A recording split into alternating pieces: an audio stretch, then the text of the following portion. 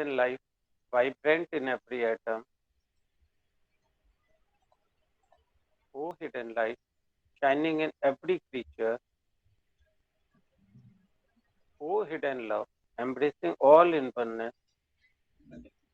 May each who feels himself as one with thee know he is also one with every other.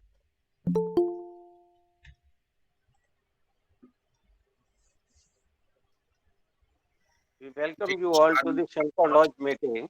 Sorry, मेरा वो mute पे था। नमस्कार सबको, नमस्कार जी। सबको नमस्कार. We welcome you all to the Shankar Lodge meeting this Saturday evening.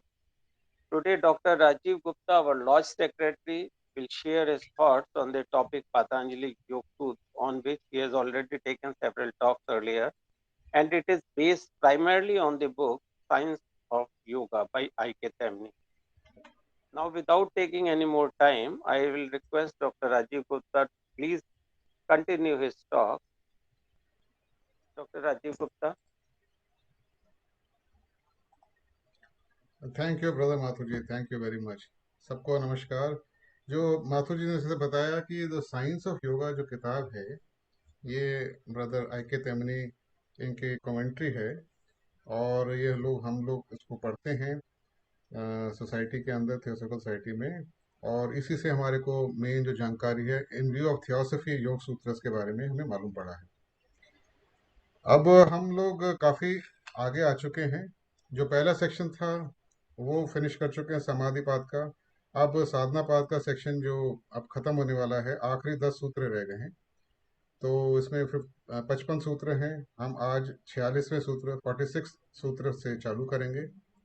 और हम लोग यम और नियम को पूरी तरह से अध्ययन कर चुके हैं। अब आती है आसन की बारी। तो 46वां सूत्र है, posture should be steady and comfortable. ये तो ट्रांसलेशन है। सूत्र ऐसे है, स्थिर सुखम आसनम। स्थिर का मतलब स्टेडी, सुखम का मतलब कंफर्टेबल, और आसनम का मतलब पोस्चर। ये तीन ही शब्द हैं। Posture should be steady and comfortable. तो पतंजलि कहते हैं हमारे को कि भाई आसन, अब अगला जो अष्टांग योग के अंदर जो स्टेप है, उसके हिसाब से हमारे को अपना एक आसन बनाना पड़ेगा। शरीर को एक ऐसे पोस्चर में, आसन में रखना पड़ेगा ताकि शरीर को हम भूल जाएं। शरीर को भुला देना यानी शरीर से जो हमारे को विक्षेप या डिस्ट्रैक्शन मिलती थी, वो वाला पार्ट काट देना, ये इसके अंदर इसका मेन मकसद है। क्योंकि अगर शरीर हमारे को डिस्ट्रैक्ट करता रहेगा और हमारे चित्त को खींचेगा अपनी तरफ, तो फिर हम ध्यान नहीं लगा पाएंगे। और अगर हम ध्यान नहीं लगा पाएंगे, हम धारणा नहीं कर पाएंगे, तो हम समाधि में भी नहीं जा पाएंगे। तो आसन को इन्होंने बताया कि आसन जो होगा, कोई भी आसन हो, इससे कोई फर्क नहीं पड़ता कि क्या आसन है। आसन वैसा होना चाहिए जो हमारे लिए आसानदायक हो, हमारे लिए आसान हो, जिसमें हम आराम से उसको लगा सकें और उसमें लंबे समय तक बैठ सकें, उसको लंबे समय तक मेंटेन कर सकें।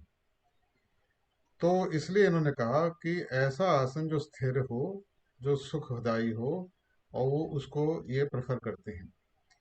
अब इसमें चाहे आलती पालती मार के बैठें, अर्ध पद्मासन हो, पूर्ण पद्मासन हो, सिद्धासन हो, कोई भी वज्रासन हो, कोई भी टाइप का आसन हो, या सीधा खड़े हुए हैं, या फिर हम पूरे शवासन में लेटे हुए हैं, कोई भी टाइप का आसन हो, उससे फर्क नहीं पड़ता है। जिस आसन के अंदर हम अपना ध्यान लगा सकें, शरीर को छोड़ सकें और सोएं ना, वो वाला आसन ठीक है। तो हठ योग के अंदर तो 84 आसन मेन बताए गए, शायद और भी ज़्यादा हैं। तो यहाँ पे राजयोग का सिस्टम जो हम फॉलो कर रहे हैं, जो पतंजलि ने हमें बताया है, वो बेसिकली राजयोग सिस्टम है, जिसके अंदर हम मन को कंट्रोल में ला के और आगे बढ़ना चाहते हैं। तो जो शरीर के माध्यम से हमारे को जो प्रॉब्लम आ सकती है, उसको कंट्रोल करने के लिए आसन जो है वो स्थिर करना पड़ेगा। स्थिर का मतलब क्या? आसन आसन सिद्धि की भी बात करी जाती है और अलग अलग एक्सपर्ट्स की अलग राय है। जैसे किसी कोई कहता है 3 घंटे अगर आप बैठ सके एक आसन में तो आपका आसन सिद्ध हो गया। जो आई के तैमनी जी हैं, इन्होंने बोला 4 घंटे 20 मिनट तक अगर हम किसी आसन में बैठ सकें तो वो आसन हमारे लिए सिद्ध हो गया। तो अब ये जो आसन है ये बहुत इम्पोर्टेंट है। और मुझे याद पड़ता है कि एक हमारे बहुत पुराने थियोसॉफिकल सोसाइटी के मेंबर थे आंध्र प्रदेश के। जब मेरी उनसे मुलाकात हुई करीबन 25 साल पहले, तब वो सन्यासी हो चुके थे और उन्होंने अपना नाम रखा था स्वामी प्रोटोप्लाज्म। और वो एक आश्रम चलाते थे आंध्र प्रदेश में। और वो साल में एक बार एक वर्कशॉप टाइप की करते थे, जिसके अंदर वो पूरे देश में से इनवाइट करते थे।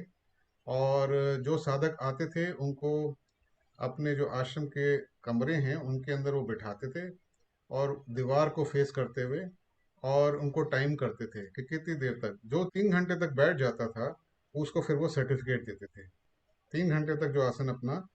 तो ये एक उनका एक तरीका था अपना तरीके से। तो ये जो आसन सिद्धि है, आसन सिद्धि जो है ये काफ़ी इम्पोर्टेंस रखती है व्यक्ति को आगे बढ़ने के लिए। हम देखते हैं कि जब हम किसी चीज़ पे बहुत गहरे में सोच रहे होते हैं तो हमारा शरीर खुद का खुद अपने आप स्थिर हो जाता है। अगर हम कोई डे ड्रीमिंग कर रहे होते हैं, अपने उधेड़ बुन में कहीं पहुंच चुके होते हैं, तो हमारा शरीर स्थिर हमें पता नहीं होता मगर हो जाता है। मगर वो होता है इनवॉलंटरी, वो अपने आप होता है। यहाँ पर जो मकसद है आसन सिद्धि का वो ये है कि हम खुद जब चाहें वैसे उस टाइम पे आसन को लगा सकें और उसमें स्थिर बैठ सकें। ये हमारे कंट्रोल में होना चाहिए, फिजिकल बॉडी का ये वाला पार्ट, कि जब भी हम आसन लगाना चाहें हम लगा सकें वो आसन जो हमारे शरीर के लिए सुखदायी है, स्टेडी है, स्थिर है। यहाँ पे इनका पहला जो ये आसन के पर सूत्र जो इन्होंने हमें बताया वो ऐसा है। इसके बाद 47वें सूत्र पे जाते हैं और उसी की आगे ये बात करते हैं। ये कहते हैं by relaxation of effort and meditation on the endless, posture is mastered. सूत्र ऐसे है, प्रयत्न शैथिल्य अनंत समाप्ति भयाम। प्रयत्न का मतलब है एफर्ट, शैथिल्य का मतलब है रिलैक्सेशन, बाय रिलैक्सेशन, अनंत का मतलब है ऑन द एंडलेस, और समाप्ति भयाम का मतलब है and by meditation, fusing the mind with. तो यहाँ पे कहते हैं by relaxation of effort and meditation on the endless, posture is mastered. ये जब हम किसी आसन में बैठते हैं और रीढ़ की हड्डी को सीधा रखते हैं, उस आसन के अंदर हम पाते हैं कि थोड़े टाइम में ढीलापन आ जाता है। अगर हम बार बार उस पर ध्यान दें और अपने आप को सीधा करें तो हमारा डिस्ट्रैक्शन बढ़ जाता है, हमारी मसल्स अभी यूज टू नहीं होती हैं। तो हम क्या करें? तो उसके लिए इन्होंने बताया है कि जिस आसन में आपने अपने आप को सोचा है आसन सिद्धि करने का, लंबे टाइम तक बैठने का, उसके अंदर हमारा जो आइडिया है बेसिक, वो ये है कि वो पोस्चर जिसमें हमारे शरीर को आदत पड़ जाए, और वो आदत ऐसी पड़े कि अब जो कॉन्शियस वेकिंग माइंड है उसका उस पर ध्यान ना जाए। जैसे कि अगर हम कोई कार्य करते हैं जिसमें हम बहुत हैबिचुअल हैं, जैसे कि राइटिंग का कार्य है, तो हम सोचते नहीं है कि हमारी उंगलियां कैसे पेन को पकड़ेंगी, वो ऑटोमेटिक हो जाता है। ऐसे और भी बहुत सारे कार्य हैं जहाँ पे हमारे अपने आप बॉडी के पोस्चर्स बन जाते हैं, ये ऑटोमेटिक बिहेवियर हो जाता है, ये हैबिचुअल बिहेवियर हो जाता है। तो जो बॉडी को एक आसन में एक पर्टिकुलर पोस्चर में ठीक से रखना, जिसमें उसमें बहुत ज़्यादा रिजिडिटी भी ना हो, जिससे अकड़पन ना आ जाए, और बहुत रिलैक्स भी ना हो। एक बैलेंस जो है वो बनाने के लिए थोड़ी सी प्रैक्टिस करनी पड़ती है। वो जब प्रैक्टिस करते हैं तब वो जाके पॉस्चर की मास्टरी होती है। उसके अंदर एक और पॉइंट इन्होंने बताया है कि हम लोग को अनंत, ये इन्होंने कहा अनंत का मतलब यहाँ पर आई के तैमनी जी का ऐसा है कि अनंत को इन्होंने नाग की तरह माना है। वो नाग जो हिंदू स्क्रिप्चर्स में आता है, जो कि पृथ्वी को सपोर्ट करे हुए है और पृथ्वी सूर्य के आसपास घूम रही है। वो जो नाग है उसका जो बैलेंस है, और उसने जिस तरीके से पृथ्वी को भी बैलेंस में रखा हुआ है, वो जो बैलेंस को वो ध्यान में रखते हुए वैसे ही बैलेंस हमें साधक को करना पड़ेगा। ऐसा यहाँ पे भाव है। वो उसको करने के लिए उस पर थोड़ा सा ध्यान केंद्रित शुरुआत में करना पड़ेगा, जब तक कि शरीर उस तरीके से ढल ना जाए और वो फिर हमारे चित्त से उसको मेंटेन करने का ख्याल खत्म हो जाए और उसको हम इजीली मेंटेन कर पाएं। ऐसा जब कर पाएंगे तब पॉस्चर की, तब आसन की मास्टरी हो जाएगी। इसमें इसलिए बार बार वो कहते हैं कोई 3 घंटे, कोई 4 घंटे, ऐसा कोई फिक्स टाइम नहीं है। हो सकता है उससे पहले ही हो जाए, हो सकता है कि और भी टाइम लगे। ये तो हर एक व्यक्ति को खुद देखना पड़ेगा कि उसके लिए क्या ठीक बैठता है। तो यहाँ पे इन्होंने ये कहा कि रिलैक्सेशन ऑफ एफर्ट, जब हम एफर्ट लगाते हैं तो इतना जोर का एफर्ट लगाएं, पूरा ध्यान हमारा केंद्रित है, ऐसा भी ना लगाएं। उसको फिर थोड़ा रिलैक्स कर दें बॉडी, नहीं तो बहुत रिजिड हो जाती है। और अगर हम बहुत रिलैक्स हो जाएं तो भी खराब है। तो इस तरीके से इन्होंने कहा कि आई के तमनी कहते हैं sadhak is advise to slacken the effort gradually and transfer the control of body from conscious to the subconscious mind. The conscious mind can thus be withdrawn from the body without affecting the fixed condition of the body in any manner. This is a gradual process, and a definite effort has to be made to break the connection between the mind and the body so that the body can remain in the prescribed position without requiring any attention from the mind. तो ये 47वें सूत्र में आई के तेमनी जी, क्योंकि chemistry के professor थे, scientist थे, तो उन्होंने ऐसे बोला कि भाई ये जो अनंत का जो इन्होंने बताया नाग वाला मामला, वो आज की मॉडर्न डे के अंदर गायरोस्कोप नाम के एक इंस्ट्रूमेंट से मैच करता है। गायरोस्कोप एक ऐसा इंस्ट्रूमेंट है जो बैलेंस को लेके ओरिएंटेशन जो है कि किस तरीके से कोई चीज़ ओरिएंटेड है, उसका झुकाव कैसा है, वो पता करने में मदद करता है। हमारे जो मोबाइल फ़ोन हैं इन सब के अंदर गायरोस्कोप की फिटिंग होती है, वो सॉफ्टवेयर होता है।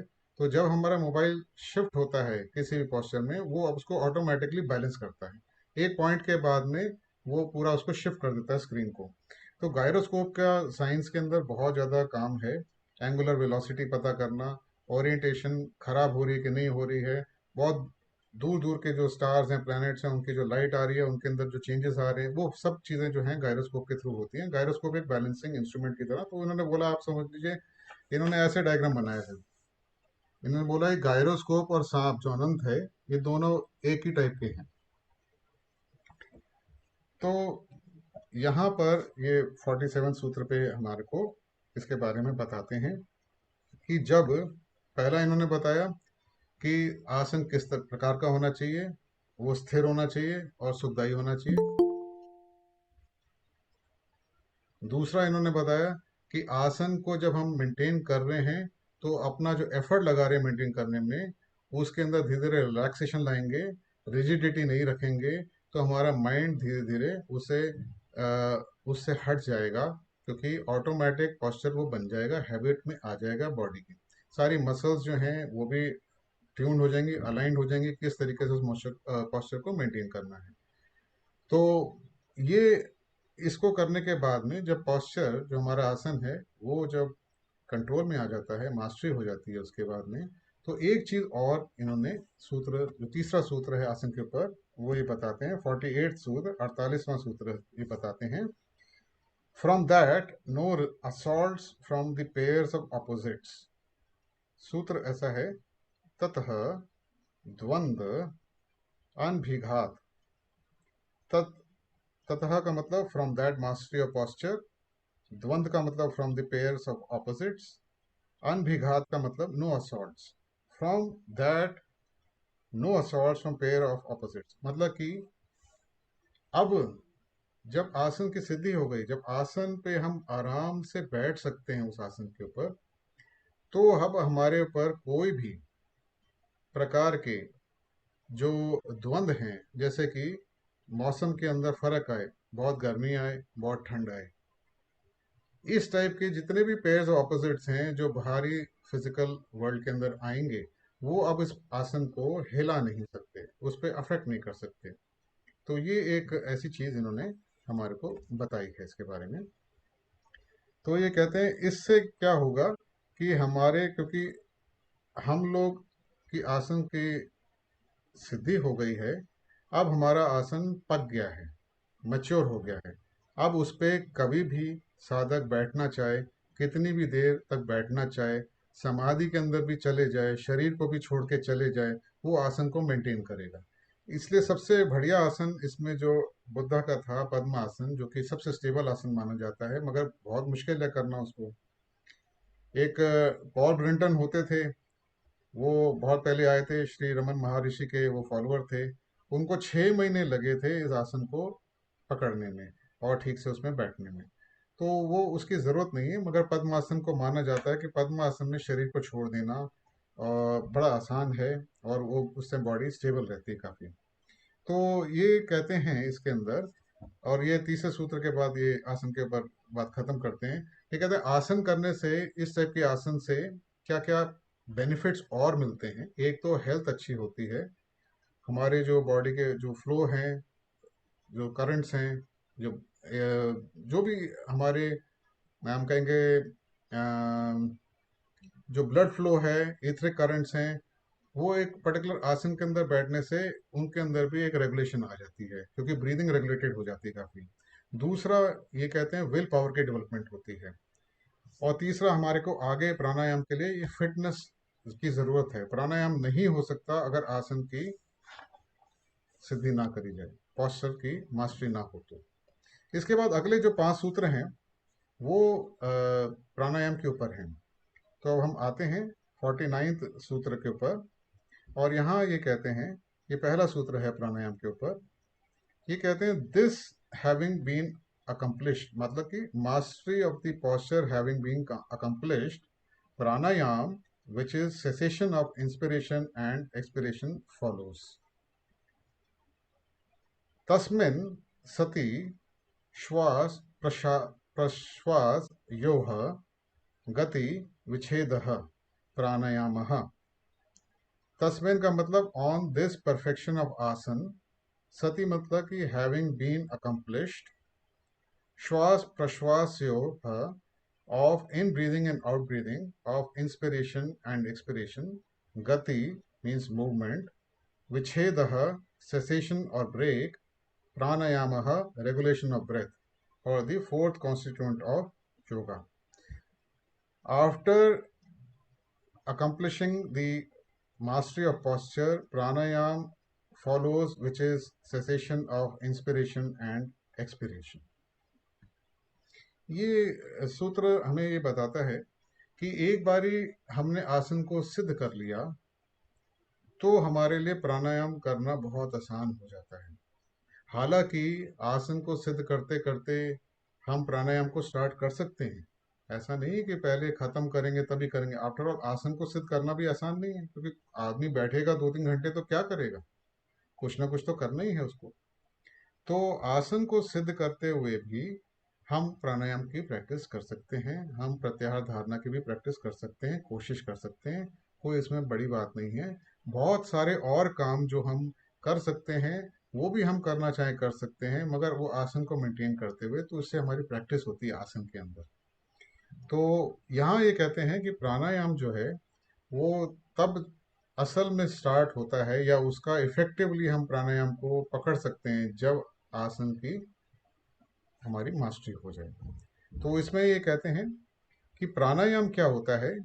प्राणायाम का मतलब है कि जो हमारी वाइटैलिटी है, जो प्राण है, जो लाइफ गिविंग फोर्स है, जो कुदरत ने हमारे को जो लाइफ देती है हमारी बॉडीज के लिए, जो हमारी बॉडीज को लाइफ प्रोवाइड करते हैं, प्राण, प्राण का मतलब जो शक्ति, वाइटैलिटी, लाइफ एनर्जी, ये इसको यम मतलब कंट्रोल करना, रेगुलेट करना, कई तो इंटरप्रेटर कहते हैं इसको रोक देना, ये प्राण की बात हो रही है।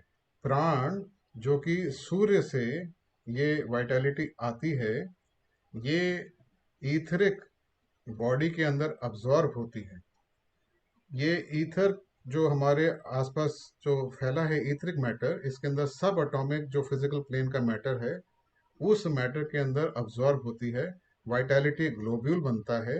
वो वाइटैलिटी ग्लोब्यूल जो प्राण से भरा पड़ा है, प्राण जो शक्ति है सूर्य से जो आई है, उसको हम अपने स्प्लीन के चक्र, हमारा स्प्लीन कहाँ है, हमारे बाएं तरफ जो हमारी पसलियां हैं जहाँ वो खत्म होती हैं, वहां पे अंदर की तरफ एक ऑर्गन है, तिल्ली या स्प्लीन जिसे कहते हैं, वहां पे एक चक्र होता है। वो चक्र जो है इस वाइटैलिटी ग्लोब्यूल को अब्जॉर्ब करता है, खींचता है। जैसे कि हमारी पानी की मोटर जब चलती है तो पानी को खींचती है और आगे फेंकती है, तो ऐसी स्प्लिनिक चक्र जो है वो उसको खींचता है प्राण को बाहर से, उस वाइटैलिटी ग्लोब्यूल को, उस इथरिक पार्टिकल को जो सब एटॉमिक प्लेन के ऊपर है, हमारे फिजिकल प्लेन का, उसको खींच के अंदर अब्जॉर्ब करके और उसको मूलाधार चक्र पे भेजती है। वहां से फिर डिस्ट्रीब्यूशन आगे होता है इस प्राण का। प्राण और ईथरिक डबल ये दो अलग अलग चीजें हैं। प्राण जो है वो सर्कुलेट करता है हमारे शरीर के अंदर ईथरिक डबल के ऊपर, वो और ईथरिक डबल एक नहीं है।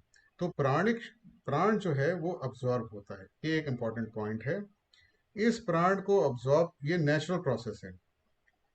ये वैसे ही है जैसे कि हमारा एक, जैसे पंखा चलता है और उसमें करंट जो आ रहा है वो करंट प्राण की तरह है, और जो बाकी एक्टिविटी हो रही है जो इथिक डबल की और फिजिकल बॉडी की, वो ये प्राण की शक्ति की वजह से हो रही है।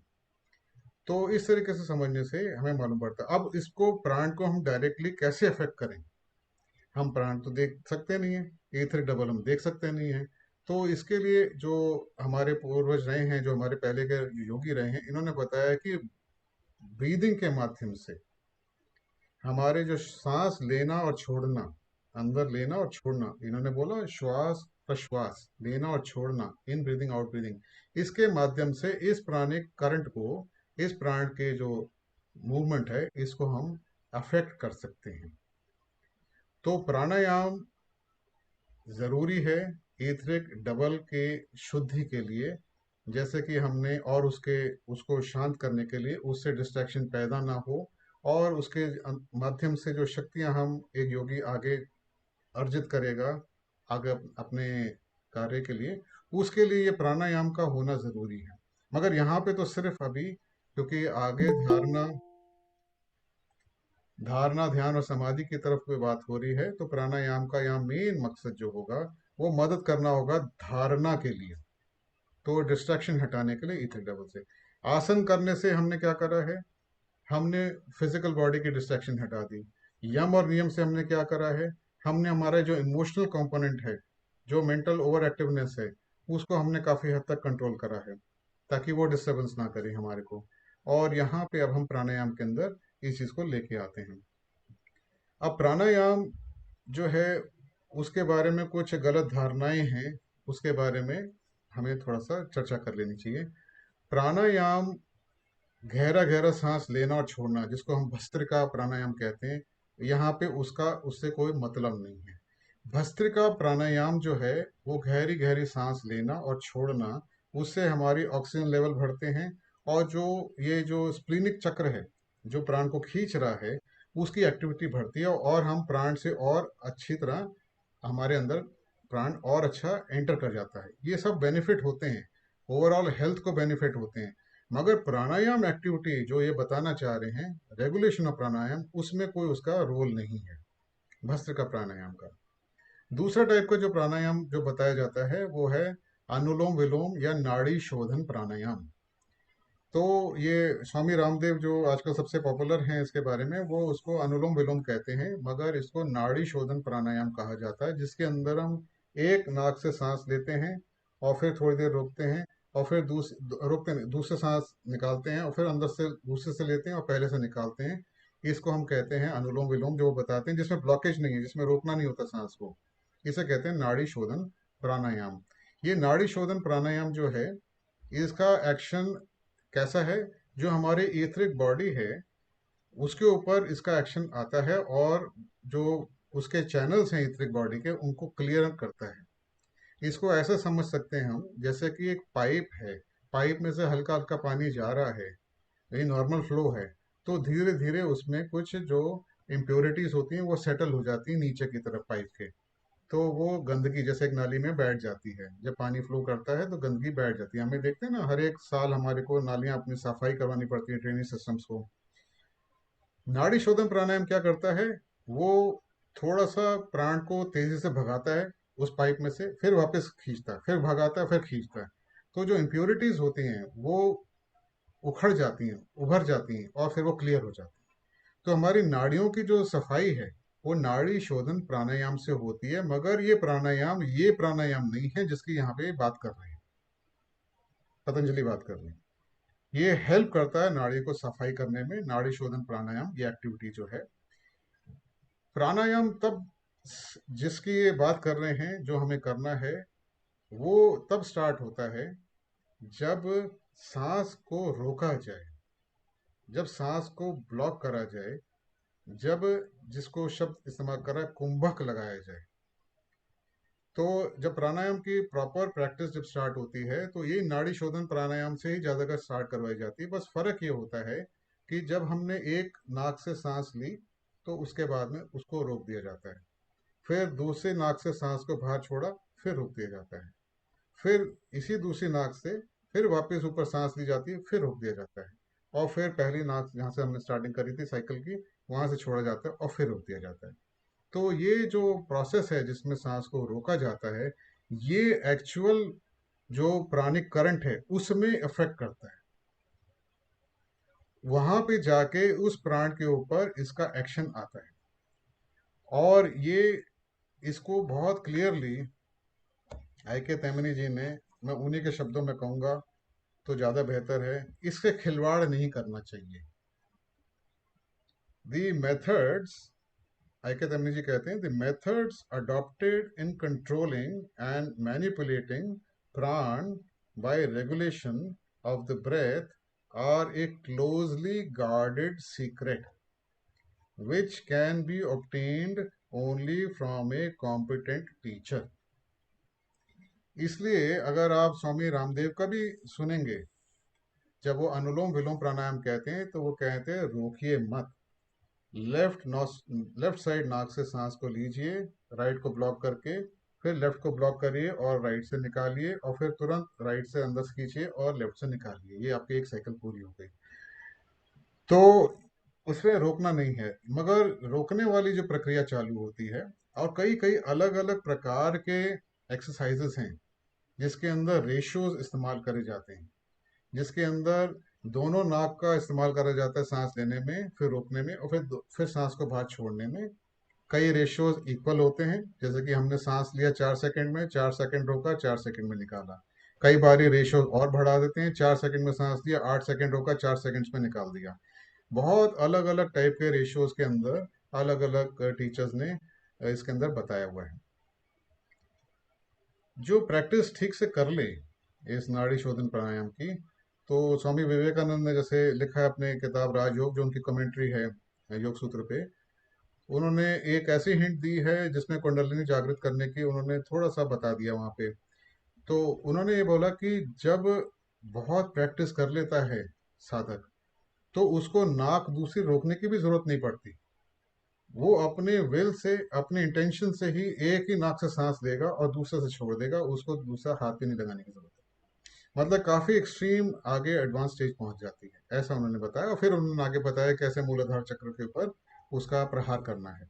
तो हम तो उस वहां तक की बात नहीं कर रहे, हम ये रेकमेंड नहीं करते। पतंजलि ने क्योंकि इसके बारे में बात करी है तो इसका जिक्र आया है कि असली प्राणायाम क्या है। जब कुंभक लगता था, जब सांस को अंदर खींचा जाता है, उसको कहते हैं पूरक, हमने सांस को पूरा कर लिया। और जब सांस को छोड़ा जाता है तो हम उसे कहते हैं रेचक। तो प्राणायाम के अंदर एक हो गया पूरक, फिर एक हो गया रेचक और एक हो गया कुंभक। ये तीन जो हैं पॉइंट्स हैं ब्रेथ के अंदर, in breathing, out breathing and जब हम स्टॉप करते हैं ब्रेथ को। तो इस तरीके से हमने इसको समझा है। काफ़ी और भी बातें बताई हैं मगर इतना ही काफ़ी है हमारे लिए। एक चीज़ और है जो इसके जिक्र में आती है प्राणायाम के, कि जब साधक अपने सांस को रोक सके, जिसे कहते हैं कभी भी रोक सके और जितनी भी देर के लिए रोक सके, इसे केवल कुंभक कहा गया है। अब आगे क्यों करा जाएगा, कैसे करा जाएगा, तो उसका एक सिग्निफिकेंस है। शायद सांस को ना रोकने की बात हो रही हो, शायद प्राणिक करंट्स को पूरा रोकने की बात हो रही हो, शायद ईथरिक बॉडी पे पूरा कंट्रोल की बात हो रही हो, जैसे हमने आसन की बात करी कि जहाँ पे पूरे शरीर को स्थिर कर दिया जाता है, रोक दिया जाता है, वहाँ पे एक आसन में बैठ जाते हैं। ऐसी ईथरिक करंट्स को भी एक मिनिमल एक्टिविटी तक ले जाते हैं और उसको वहाँ रोक सकते हैं, ऐसी इसके ऊपर बात करी गई है। यहाँ पर बात आ गई है कि प्राण को रोक देना।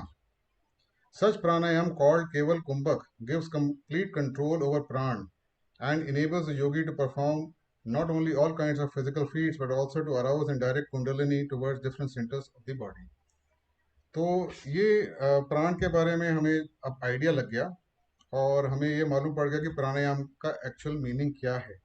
इसके बाद में वो आगे बढ़ते हैं और वो आते हैं 50वें सूत्र के ऊपर और वो कहते हैं, it is in external, internal or suppressed modification, is regulated by place, time and number and becomes progressively prolonged and subtle. बाह्य, अभ्यंतर, स्तंभ वृत्ति, देश, काल, संख्याभिः, परिदृष्ट, दीर्घ, सूक्ष्मः. बाह्य means outer, external. Abhyantar means internal. Stambha vritti means suppressed, paralyzed, stopped suddenly, modification. Desh means by place. Kal means by time. Sankhya bhi means number. Paridrash means measured, regulated. Dhirg means prolonged. Sukshma means subtle and attenuated. बाह्य, अभ्यंतर, स्तंभ वृत्ति, देश, काल, संख्या भी, परिदृष्टः, दीर्घ, सूक्ष्मः. It is an external, internal or suppressed modification, is regulated by place, time and number and becomes progressively prolonged and subtle. यहाँ पे ये कहते हैं कि प्राणायाम जो है वो जब हम कुंभक करते हैं तो कुंभक 3 जगह पे लगाया जा सकता है। एक तो है जब हम अंदर सांस खींच रहे हों, एक है जब हम बाहर सांस छोड़ रहे हों और एक है जब हम सांसों के बीच में हो, पूरा सांस खींच चुके हैं और पूरा सांस छोड़ चुके हैं, तब लगाया जाए। तो ये 3 स्थितियों में कुंभक को लगाया जा सकता है। इसलिए इन्होंने कहा it is an external, internal और सप्रेस मॉडिफिकेशन। फिर उन्होंने बोला कि प्राणायाम करते हुए 3 चीजों को और ध्यान देना है कि कौन से जगह पे करा जा रहा है। जैसे इन्होंने देश कहा है, जगह का मतलब यहाँ पे हो गया कि पहाड़ पे हैं, कि समुद्र के किनारे पे हैं, कि जंगल में हैं, कि डेजर्ट में हैं, कौन से टाइप की क्लाइमेट है, कैसा टेम्परेचर है, कौन से टाइप का खाना हम खा रहे हैं, ये सब चीज़ें अफेक्ट करती हैं और जो गुरु है वो साधक का वो उसको गाइड करता है कि कैसे करना है। ये एक कंडीशन है, इसलिए ये बताना ज़रूरी है कि हो सकता है जो कंडीशन, जो इंस्ट्रक्शन एक साधक को एक जगह पे दिया जा रहा है वो दूसरा साधक जो कोई और डिफरेंट टाइप ऑफ कंडीशंस में है उसको वो ठीक ना बैठे। फिर दूसरी बात आती है टाइम। टाइम का इनका यहाँ पे 2 तरीके से मतलब है। पहला कि साल का कौन सा समय है, सर्दियों का समय है, गर्मियों का समय है, बारिश का समय, कौन सी ऋतु, कौन सा सीजन है। और दूसरा है कि दिन का टाइम कौन सा है, सुबह का टाइम है, दोपहर का है, रात का है, क्या साइकिल है उस डे और नाइट की। इन सब में भी प्राणायाम की कौन सा टाइप का प्राणायाम कितनी बारी करना है ये सब भी उससे से रिलेटेड लगता है, इसलिए इन्होंने ऐसा बताया है। और तीसरी बात इन्होंने बताई हमारे को संख्या, कितनी बारी कौन सा प्राणायाम कैसे करना है, कितने बारी करना है, तो ये भी बहुत ज़रूरी है।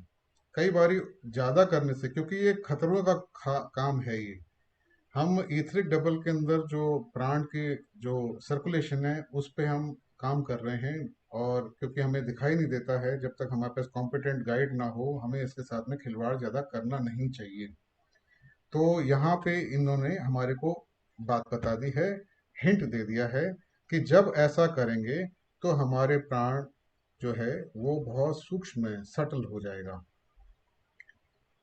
तो ये यहाँ तक इसके ऊपर भी बहुत कई लोगों ने काम करा कि रुक जाता है सांस भी, क्या सांस का रुकना और प्राण का रुकना बराबर माना जाता है। जैसे मैंने बात करी थी स्वामी प्रोटोप्लाज्म की, तो स्वामी प्रोटोप्लाज्म जो थे वो जब दिल्ली में आए तो एक एडवांस साधक थे जिन्होंने सर्टिफिकेट उनसे लिया था, वो भी हमारे थियोसॉफिकल सोसाइटी के अंदर आते थे एक टाइम पे। तो वो उनको मैं जानता था, उन्हीं के माध्यम से मैं स्वामी प्रोटोप्लाज्म से मिला था। और वो क्योंकि वो इंजीनियर थे, अब वो कनाडा चले गए हैं। तो स्वामी प्रोटोप्लाज्म उनसे बात कर रहे थे कि भाई हम लोग जो इतना देर तक आसन पे बैठते हैं तो हमें ऐसा लगता है कि हमारी सांस रुक जाती है, हम कैसे पता करें कि सांस रुकी है कि नहीं रुकी।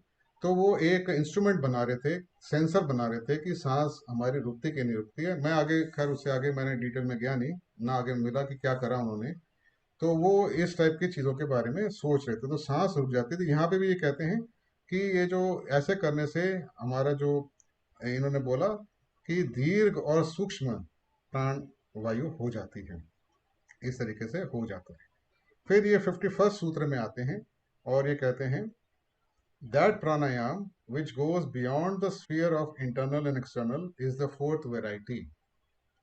बाह्य, अभ्यंतर, विषय, आक्षेपी, चतुर्थः. Bhaya means external, Abhyantar means internal, Vishay means range or sphere or domain, Akshepi means going beyond, Chaturth means is the fourth variety. Bhaya, Abhyantar, Vishay, Akshepi, Chaturtha. That pranayam which goes beyond the sphere of internal and external is the fourth variety. अब यहाँ ये कहते हैं कि जो योगी साधक इतना ज़्यादा एडवांस हो चुका है कि अब उसको इससे कोई फर्क नहीं पड़ता है, उसके प्राण, उसके जो प्राण क्या है, हमारे जो ईथरिक बॉडी है, तो वो हमारी जितना नर्वस सिस्टम है, जितनी हमारे नर्व्स हैं, उनके ऊपर एक कोटिंग होती है ईथरिक मैटर की, उसके ऊपर प्राण जो है वो जाता है, वो सर्कुलेट होता है। तो ये जो प्राण, ये जो नर्व्स हैं, इसके ऊपर जो प्राण, उसके ऊपर जो ईथरिक मैटर है, उसके ऊपर वो प्राण की मूवमेंट हो रही है। देखिए बहुत बारी हम पढ़ते हैं मेस्मेरिज्म में और नर्व फ्लूइड के बारे में, और मेस्मर की हमने बात करी, तो उसमें मेस्मर या नर्व फ्लूइड जो है वो ईथरिक बॉडी का पार्ट को बाहर निकालना, वो है, वो प्राण नहीं है। प्राण को किसी और को देना ये एक अलग एक्टिविटी है, और नर्व फ्लूइड इतनी ज़्यादा है कि हम आगे किसी और को फोर्स करके दे सकते हैं, तो वो एक दूसरी एक्टिविटी है। तो ये दोनों में फर्क है।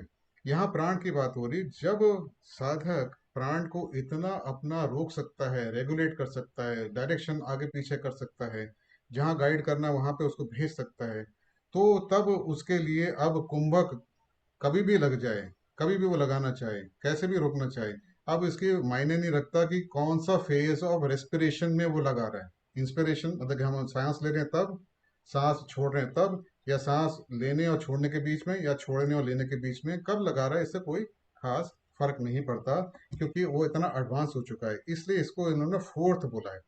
पहला था सांस लेने में, दूसरा सांस छोड़ने में, तीसरा था कि सांस जब ना ले रहे हो ना छोड़ रहे हो, बीच में रुका हुआ है, जब पूरा ले चुके हो तब, या छोड़ चुके हो तब, और चौथा है कभी भी। तो ये फोर्थ वैरायटी है, और ये ज़्यादा एडवांस्ड साधक ही कर सकते हैं जब उनके हाथ में पूरा प्राण के करंट्स आ चुके हैं। तो यहाँ तेमनी जी कहते हैं pranic currents in the pranamaya kosha are now under complete control of the sadhak, and this fourth kind of pranayama in the sutra discussed is the real pranayam for which all the previous practices are merely a preparation. ऐसा तैमनी जी ने कहा है। इसके बाद हम आते हैं 2 सूत्रों पे जो बताते हैं कि प्राणायाम के बेनिफिट्स क्या हैं। तो 52nd सूत्र है, from that is dissolved the covering of light, तत् श्येते प्रकाश आवरणम। ततः means then, from that, श्येते means dissolves or disappears, prakash means light, avaranam means covering, avaram means covering, tat श्येते prakash avaram, from that is dissolved the covering of light। अब ये बड़ा सूत्र मुश्किल है और तैमली जी भी खुद कहते हैं कि इसका मीनिंग अलग अलग कमेंटेटर्स ने कुछ अलग ही निकाला है और इसमें कंसेंसस नहीं है कि क्या मीनिंग है। तो कवरिंग किससे हटाई जा रही है, कौन सी लाइट की बात हो रही है? यहाँ पे समाधि तो लगी नहीं है, कोई प्रकाश कोई हमारे जो अपने हायर सेल्फ या इनर सेल्फ का तो नहीं दिखाई दे रहा। तो किसकी बात हो रही? कुंडलिनी जागृत हुई नहीं है, तो क्या बात हो रही है? तो तैमनी जी के हिसाब से तो इतना ज्यादा इल्यूमिनेशन हो जाता है उस साधक के लिए कि वो प्राणिक करंट्स को देख सकता है और उससे ऐसा हिंट लगता है कि जैसे कि उसकी इथरिक साइट जो है वो पार्शली या कंप्लीटली ओपन हो जाती है ताकि वो प्राणमय कोश को देख सके। क्योंकि हमारे को वैसे भी बताया गया कि कुछ जो हमारे इथरिक साइट तो खैर हमारी नहीं है, मगर कुछ ईथर्स को हम देख सकते हैं कई बारी। तो मगर यहाँ पर जो बोला गया कि from that is dissolve the covering, जब इतना एडवांस साधक हो जाता है तो शायद उसकी इथरिक साइड खुल जाती है। पहला तो ये बेनिफिट है जिसकी वजह से वो अपने प्राणमय कोश को, उसकी एक्टिविटी को, जैसे आसन के अंदर हमने फिजिकल बॉडी को स्थिर कर दिया है, ऐसे ही वो ईथरिक बॉडी के अंदर भी जो डिस्टर्बेंसेस पैदा हो रही हैं, जो ब्लॉक्स हैं या एक्सेसेस हैं या जो भी डिस्टर्बेंसेस हैं ईथरिक फ्लो के अंदर, उनको वो देख के उनको ठीक कर सकता है और उनको भी वो सेटल कर सकता है ताकि वो भी चित्त के अंदर वृत्तियां, चित्त के अंदर डिस्टर्बेंस या वृत्तियों का कारण ना बने। तो इस तरीके से ईथरिक डबल को भी वो कंट्रोल में लेके आ जाता है, स्थिर कर देता है। और फिर 53rd सूत्र है, and the fitness of the mind for concentration. धारणासु च योग्यता मनसः। धारणासु मतलब कि for the stages of concentration, च मीन्स एंड, योग्यता मीन्स फिटनेस, मनस मीन्स ऑफ द माइंड। धारणासु च योग्यता मनसः and the fitness for the mind for concentration. ये 2 बेनिफिट्स बताए इन्होंने प्राणायाम के। पहले 3 सूत्र में प्राणायाम क्या है, कैसे उसकी मास्टरी होगी, क्या एंड पॉइंट है, और फिर क्या 2 बेनिफिट्स होंगे प्राणायाम से। पहला तो उन्होंने बता दिया कि आवरण हट जाएगा, और दूसरा उन्होंने बोला है कि भाई कॉन्सेंट्रेशन, धारणा जो आगे करने वाला है साधक, उसके लिए बहुत उसको मदद मिलेगी। हम देखते हैं कि जब हम अनुलोम विलोम या नाड़ी शोधन कुछ भी कह लें, वो प्राणायाम करते हैं तो हमारे मन में बहुत शांति आ जाती है। एक इसका बाई प्रोडक्ट है। स्ट्रेस लेवल गायब हो स्ट्रेस कम हो जाती है, रिलैक्सेशन आ जाती है, कंसंट्रेशन करना आसान हो जाता है, माइंड काफ़ी हद तक सेटल हो जाता है। तो ये जो बेनिफिट्स हैं, और आसन से हमारे फिजिकल बेनिफिट्स हैं, ये बेनिफिट्स जो हैं हमारे को आगे चल के धारणा जब हम चालू करेंगे उसमें मदद देता है। तो ऐसा उन्होंने 2 बेनिफिट्स इसके बताए हैं। अब आखिरी 2 सूत्र पे आते हैं। ये आखिरी 2 सूत्र प्रत्याहार पे हैं। 54 सूत्र है, प्रत्याहार और abstraction is as it were the imitation by the senses of the mind by withdrawing themselves from their objects. स्व विषय असंप्रयोगे चित्त स्वरूप अनुकारः इव इंद्रियाणां प्रत्याहारः। स्व means their own, their respective. Vishay means objects. Asamprayoge, not coming into contact. Chit means individual's mind. Swarup means own form or nature. Anukaraha means the imitating or functioning according to. If, as if, like. Indriyanam, by the senses. Pratyahar means abstraction, the 5th constant of yoga. Swa विष असंप्रयोग चित्त स्वरूप अनुकारः एव इंद्रियाणां प्रत्याहारः. प्रत्याहार और abstraction is the imitation by the senses of the mind by withdrawing themselves from the objects. अब ऐसे सुनने में तो बड़ा मुश्किल लगता है कि क्या बोला जा रहा है प्रत्याहार. प्रत्याहार का मतलब ये है कि हमारा जो चित्त है या मन है, जो हमारी अटेंशन है, अवेयरनेस है, जब बाहर कोई एक्टिविटी होती है और सेंसेस से वो इंफॉर्मेशन हमारे माइंड को मिलती है, चित्त को मिलती है, तो चित्त पे कोई ऑप्शन नहीं है, चॉइस नहीं है, उसको वो उस पर अटेंशन देनी पड़ती है. अब जैसे कोई आवाज़ हुई ज़ोर से, तो हमारे पास कोई तरीका नहीं है कि हम अपने कान को बंद कर सकें या वो आवाज़ हमारे तक ना पहुंचे, वो आएगी. तो तीन कंडीशंस होती हैं, हम देखते हैं. एक तो होता है जब हम कुछ नहीं सोच रहे हैं, कुछ नहीं कर रहे हैं, हम खाली बैठे हैं, तो जो कुछ भी बाहरी जगत में हो रहा है वो सारे इंप्रेशन, सारे सेंस ऑर्गन से हमारे, जो हम देख रहे हैं, जो हम सुन रहे हैं, जो हम स्मेल कर रहे हैं, जो हम टेस्ट कर रहे हैं, या जो हमारे स्किन पे आ रहा है, वो सारे के सारे हमारे चित्त के ऊपर इंप्रेशन डालते हैं और हमारी अटेंशन वहां जाती है और हम उसको नोटिस करते हैं. दूसरा, जब हम कोई चीज को सोच रहे होते हैं, अपने अंदर इमेजिनेशन में होते हैं, पास्ट के बारे में, पीछे के बारे में, या हम आगे फ्यूचर को एंटिसिपेट कर रहे होते हैं और उसके बारे में सोच रहे होते हैं, ये तीन एक्टिविटीज जो हमारे मन में चलती हैं, ये तीनों एक्टिविटीज में से प्रत्याहार का जो काम है वो पहली एक्टिविटी को रोकना है. मतलब कि वो जो बाहर जो सेंसेस से हमारे को इम्प्रेशंस आ रहे हैं, वो इम्प्रेशंस हमारे चित्त के ऊपर ना पड़ पाए, चित्त उनको रिकग्नाइज ना कर पाए, कॉग्नाइज ना कर पाए, पहचान ना पाए. जैसे कि जब हम किसी चीज में तल्लीन होते हैं, बहुत ज्यादा हम इन्वॉल्व होते हैं, मान लीजिए कोई म्यूजिक सुन रहे हैं, तो कुछ हमारे सामने से कोई गुजर जाए तो शायद हमें दिखाई ना दे, दिखाई तो दे रहा है, मगर हमारा जो माइंड है, जो सिक्स सेंस है, और जो हमारी सेंस है जिससे इंप्रेशन आ रहा है, उस तक पहुंचता नहीं है.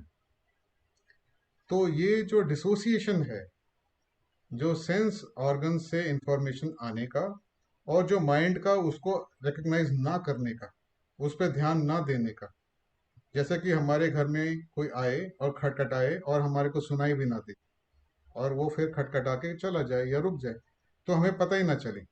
तो जो हमें पता ना चले, ये वाली कंडीशन आ जाए, तो इसे प्रत्याहार कहते हैं. प्रत्याहार हमारे, प्रत्याहार का मतलब है हम वॉलंटरीली जब कर सकें इसको. नॉर्मली तो हम देखते हैं कि हमारे से ऐसा होता है, जब हम कहीं पे भी कॉन्सेंट्रेटेड होते हैं किसी चीज पे, बहुत ध्यान लगा रहे होते हैं किसी चीज पे, तो बहुत सारी बाकी चीजों पे से हमारा को पता ही नहीं चलता, वो गुजर जाती है हमारे सामने से. और जब ऐसे व्यक्तियों को हिप्नोसिस में डाला जाता है और उनसे बताया, पूछा जाता है कि उस टाइम पे क्या क्या हुआ, तो वो सारा कुछ बता पाते हैं. जैसे कि हम एक सड़क से निकले और हमारा ध्यान जो है किसी चीज के ऊपर था, कि हम किसी बारे में बहुत सोच रहे थे, तो दिखाई तो बहुत कुछ दे रहा था सड़क पे, मगर वो रजिस्टर नहीं कर रहा था अंदर. बाद में जब हिप्नोसिस में पूछा कि उस सड़क से गुजरते हुए आपने क्या देखा, तो हम बहुत कुछ बता सकते हैं कि हमने क्या क्या देखा, क्योंकि वो स्टोर्ड है, वो तो अंदर है ही है, वो तो सेंसेस ने दे दिया. मगर उस क्षण पे माइंड जो था वो रजिस्टर नहीं कर रहा था. ये तो हो गया इनवॉलंटरी, जब हम किसी चीज पे बहुत ध्यान दे रहे होते हैं तो हमें पता नहीं चलता, मगर ये अपने आप होता है. प्रत्याहार में योगी को ये एबिलिटी डेवलप करनी है, ये स्किल को डेवलप करना है, इसको सीखना है कि जब वो चाहे तब वो अपने सेंसेस से जो उसको इंप्रेशन मिल रहे हैं उनको वो रोक सके, उनको वो काट सके, वो उस पे आए ना. तो ये जो काम है, ये प्रत्याहार का यहाँ ये मीनिंग है. तो इन्होंने ये कहा, pratyahara is the imitation by the senses of the mind by withdrawing themselves from the objects. तो इसमें आयके तमनी जी कहते हैं, for the practice of Rajyoga the outer world has to be shut out completely whenever necessary, whenever necessary, in order that the yogi may have his mind alone to grapple with. तो अब जब अगर हम ये कर पाए, तो अब हमारे मन के जो कंटेंट्स हैं, जो हमारे मन के अंदर ही जो चीज़ें चल रही हैं, वो उसी से हमें डील करना है, और वो जो हम डील करेंगे उससे, वो फिर धारणा, ध्यान और समाधि के अंदर करा जाता है. तो यहाँ प्रत्याहार का मतलब ये है. तो प्रत्याहार जो है वो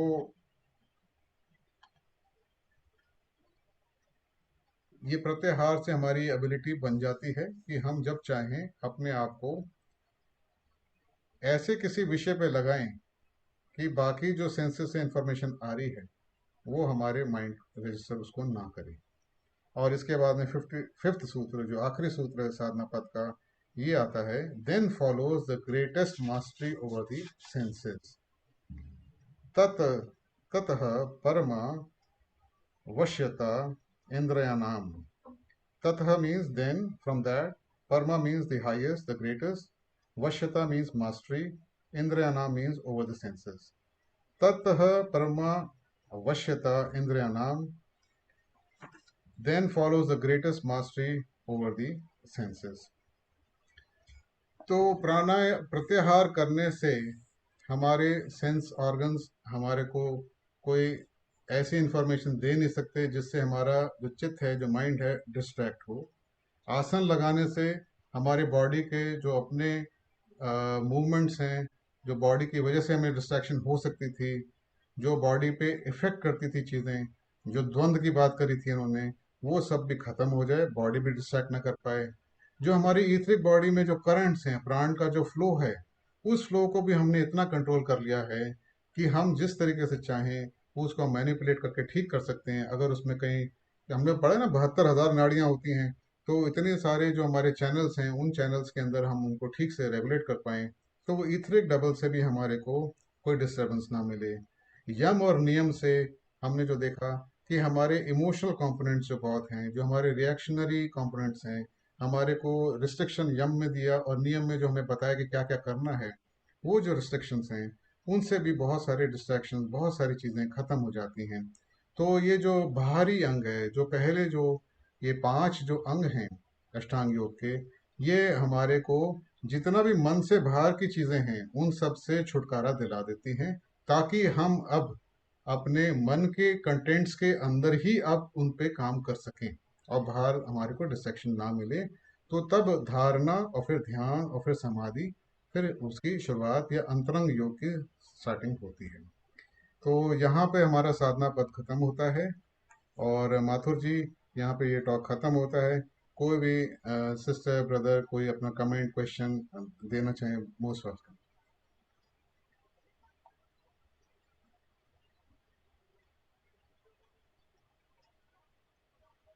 डॉक्टर साहब, आपने बहुत अच्छा एक्सप्लेन किया।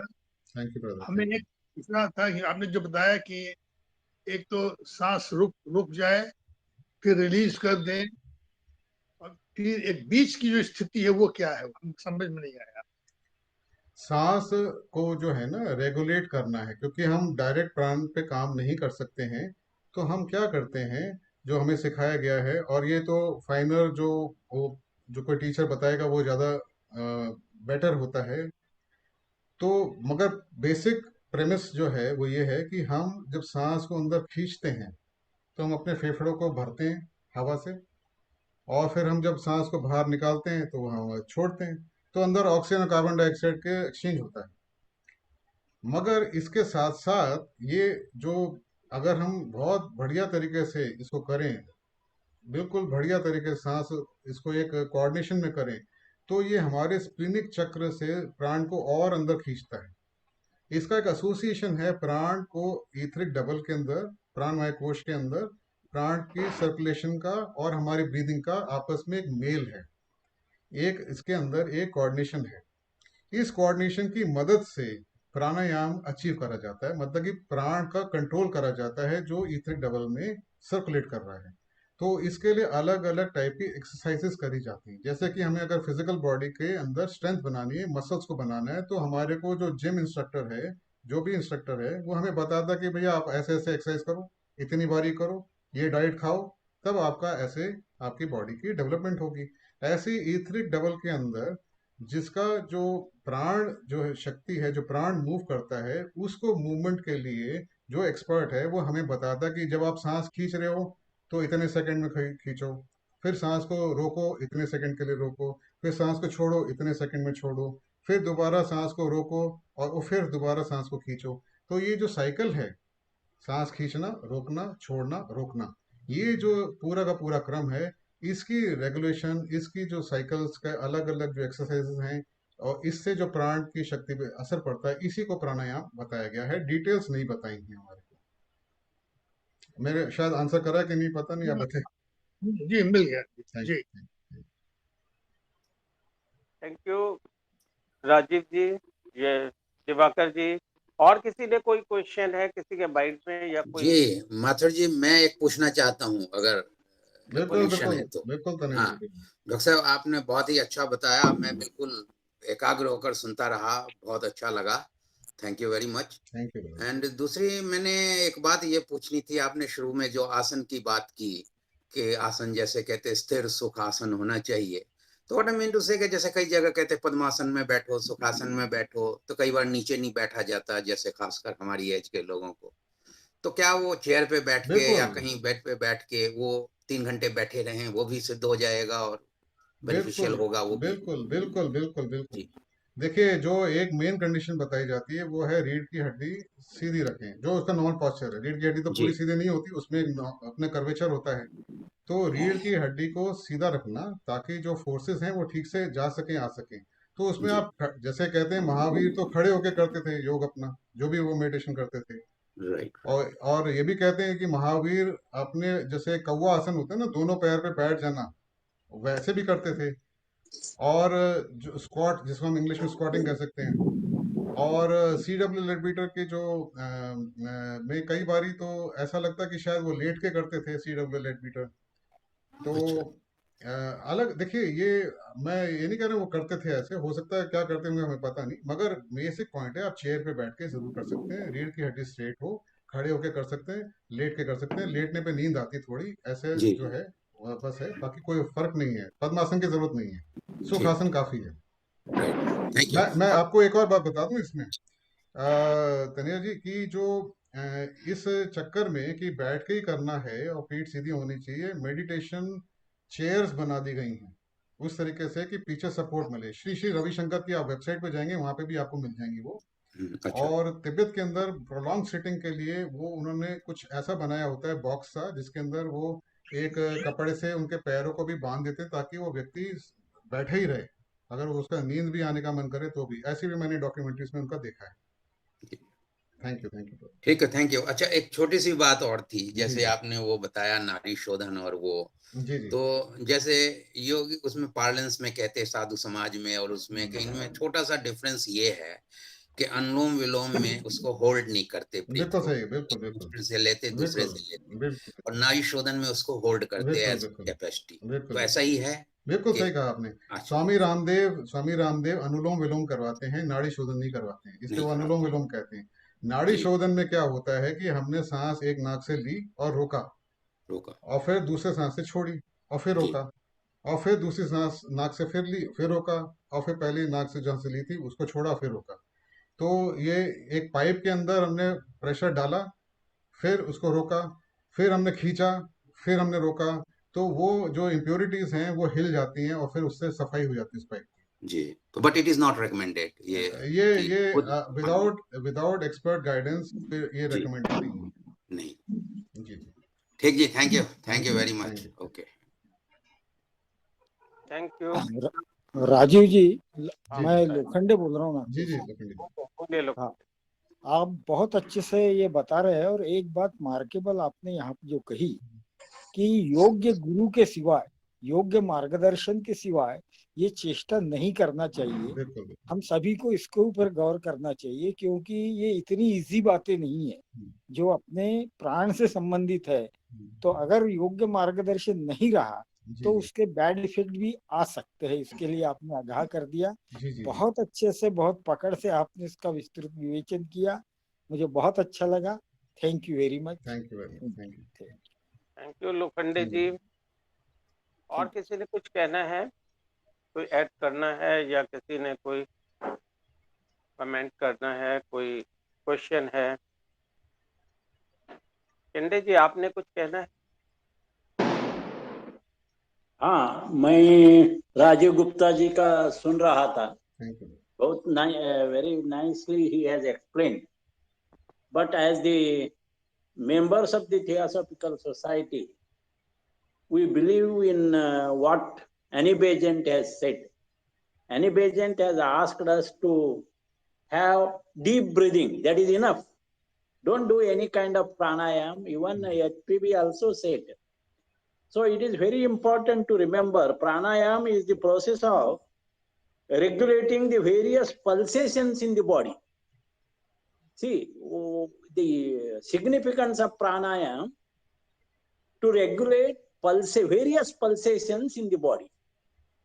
And regulating the pulsation which controls the breath and other branches of peristalsis. Peristalsis is the movement of the alimentary canal, and also many peristaltic movements are there in the body. So all these are controlled by the breathing process. The human constitution has 5 pulsations in the vital body. Out of them, what we discuss here, 2 pulsations which are responsible for inhalation and exhalation. That is breathing, in breathing and out breathing. And these 2 pulsations are called prana and apana, respectively. They influence definitely the nerves, and the nerves influence the muscles of the lungs and the heart. So, and with this influence, some other parts are also got influenced. Hence, these 2 pulsations, prana and apana, are responsible for the respiration. Not only respiration, heartbeat and circulation.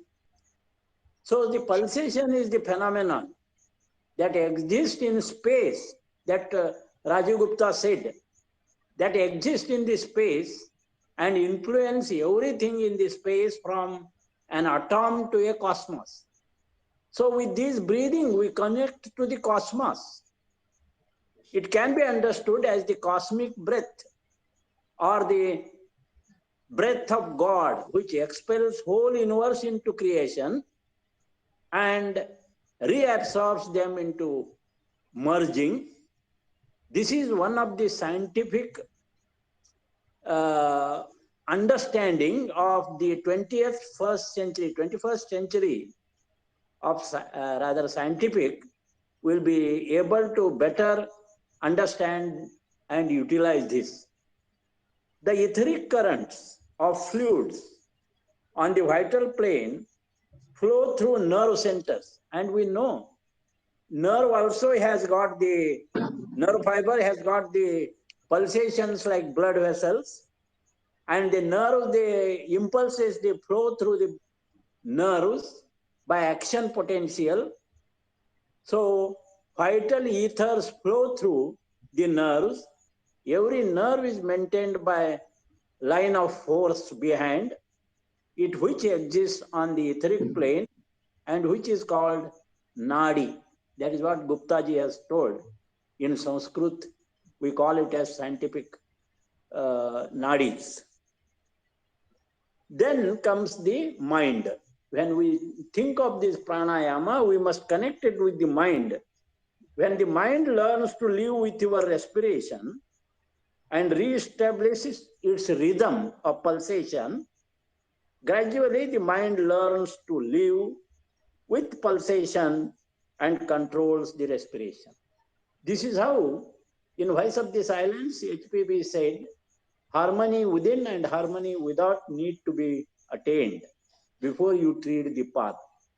And that can be attained with concentrating on the this pranayama, that is prana and apana. So they become one, mind becomes one. This is the way to practice pranayama. This is the 4th step in Patanjali's yoga. And these 4 steps for the preliminary practice of yoga. But the next step, pratyahara, also Gupta ji told.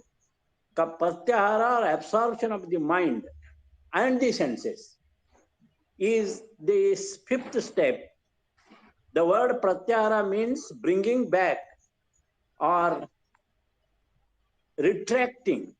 It is a process of retracting the mind or the head back to the consciousness of the heart and lungs with the and to the consciousness. This is what we must synchronize all our activities. The most scientific way of practicing this is also prescribed by some people. If you utter Om, which is a sacred word, if you utter it slowly, softly, and prolonged manner, listening to one's own voice, soft and prolonged manner, then listening to one's own voice, since Om is the musical spell which forms the center and circumstance. So Om also helps, and we can listen our own pulsations of the Om, vibrations of the Om within our heart. That is also one of the way of bringing this pratyahara, because we are pratyahara can be attained with this Om also. But this is not included in the Patanjali. So that all Guptaji made very clear, very clear. I am very happy, and also you gave me an opportunity to say something. I don't know whether it is helpful or not, No, but no, it is. Guptaji has explained very nicely. Thank you very much, Rajiv Mathurji and Thank Rajiv you. Guptaji. Thank you very much, sir. Very helpful, sir. Thank you.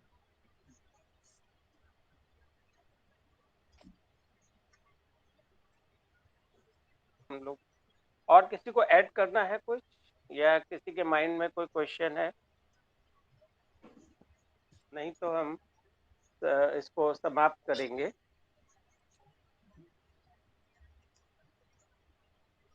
Next Saturday 13 नवंबर को हमारा topic होगा discipleship, और speaker होंगे brother NC Krishna.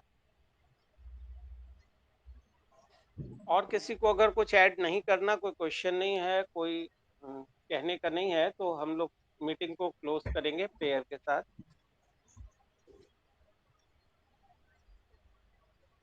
सर्वे भवन्तु सुखिनः, सर्वे सन्तु निरामया, सर्वे भद्राणि पश्यन्तु, न कश्चित्